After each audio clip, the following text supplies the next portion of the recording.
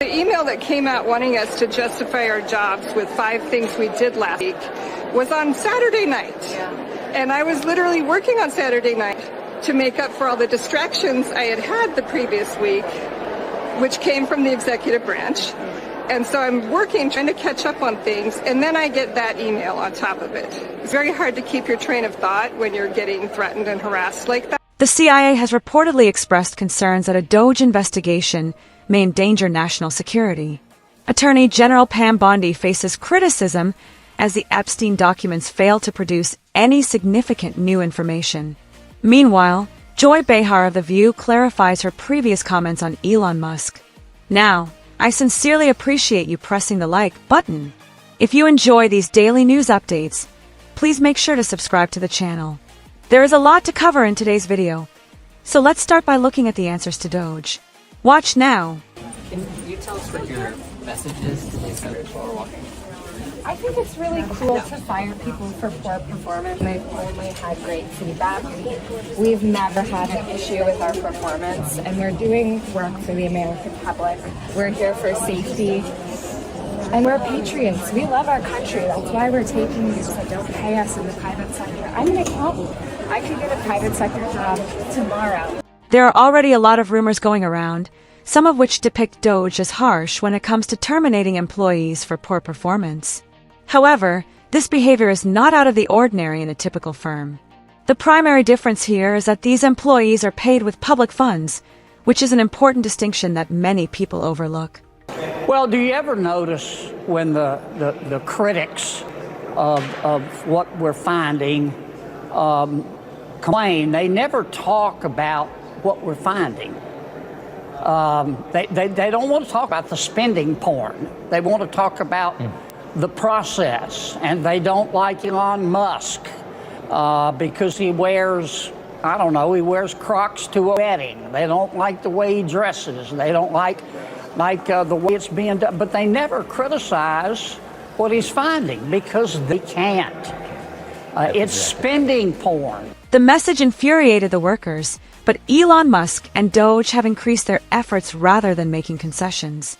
Weekly productivity reports are now required of federal employees. Think about it.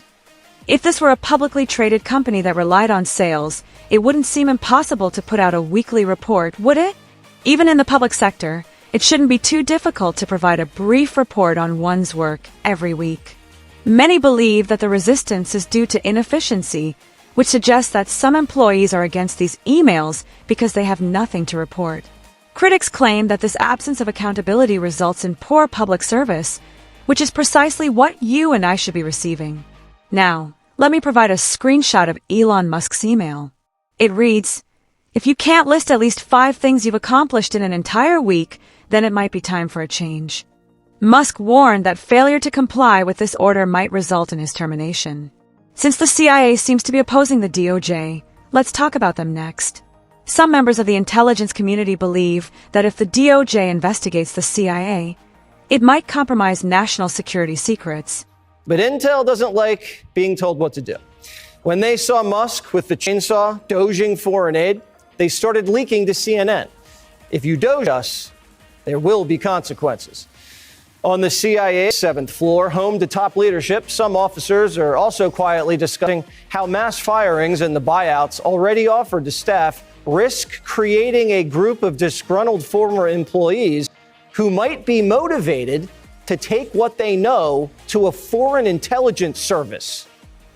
The CIA is telling CNN that if their funding gets cut, they're going to sell state secrets to Russia.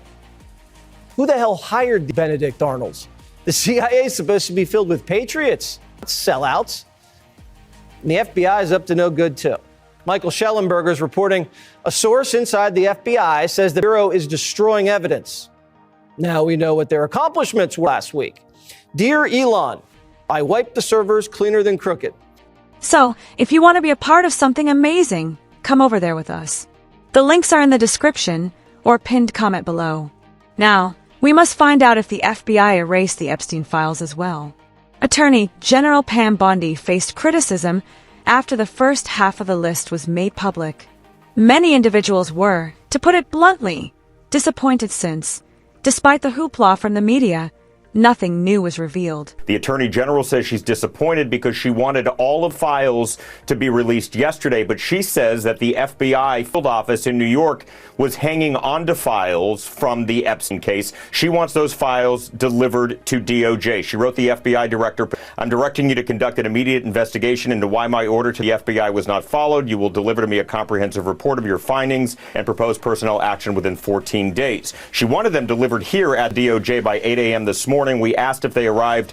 No word yet. Mr. Patel said in a statement, Director Patel said in a statement, there will be no cover-up, no missing documents, and no stone left unturned. And anyone from the prior or current Bureau who undermines this will be swiftly pursued. If there are gaps, we will find them. If records have been hidden, we will uncover them."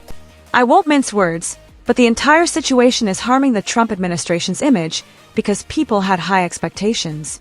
In a recent Fox News broadcast, Senator Marsha Blackburn attempted to defend Pam Bondi in cash. Because you've been talking with AG Pam Bondi a bunch this week, and this is such an important topic to you. Yes. In terms of transparency, are these Epstein files? I got to ask you about this because they were released yesterday.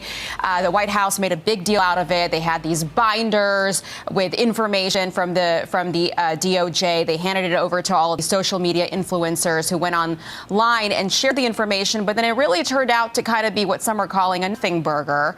And some Republicans, like Representative Luna in the House, said that this is not what we or the American people asked for, and a complete disappointment. So, Senator, what happened here? AG Bondi and are hard at work on getting all of these Epstein files. And as you know, this is an issue I first talked about in 2019.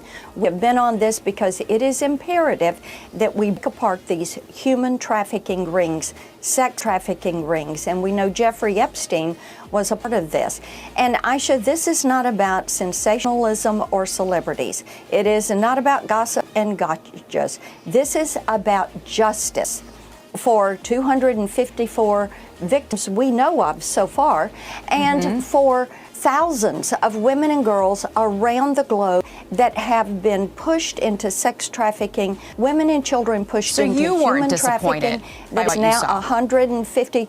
You know, what we saw yesterday is information on that will lead us to the file that was used in the court document. This is information from the FBI search.